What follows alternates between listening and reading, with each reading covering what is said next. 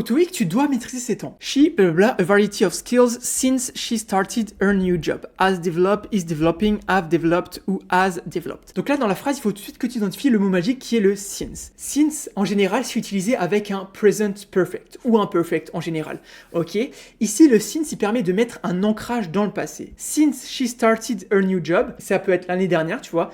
L'année dernière, elle a commencé son nouveau job et au cours du temps, elle a acquis une variété de compétences. D'accord? Ça, c'est un exemple typique du present perfect. Donc, quelque chose qui a commencé dans le passé. L'année dernière, elle a commencé à travailler et au fur et à mesure du temps, elle a acquis de nouvelles compétences jusqu'à maintenant où elle a tout plein de compétences. Ça, c'est un exemple typique du present perfect. Donc, quelque chose qui a commencé dans le passé qui a un impact dans le présent.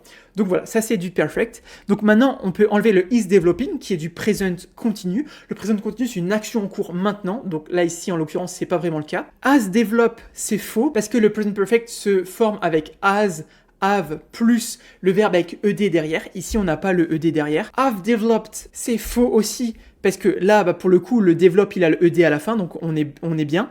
Mais c'est she has et non pas she have. Parce que c'est I have, you have, she has, ok, donc she has developed, c'est la bonne réponse, c'est la bonne forme, et c'était bien ça. Donc voilà, retiens bien le present perfect, c'est quelque chose du passé qui a un impact sur le présent, et en général, dès qu'il y a un since dans la phrase, on va souvent avoir un perfect. Donc retiens bien ce petit truc, c'est un petit conseil du TOEIC qui fonctionne bien. Donc voilà, donc si jamais tu as appris quelque chose, n'hésite pas à t'abonner, à liker, à partager cette vidéo avec tes potes, et aussi enregistre-la pour plus tard, parce que là ça va être les vacances, donc au moins tu l'auras à ton retour.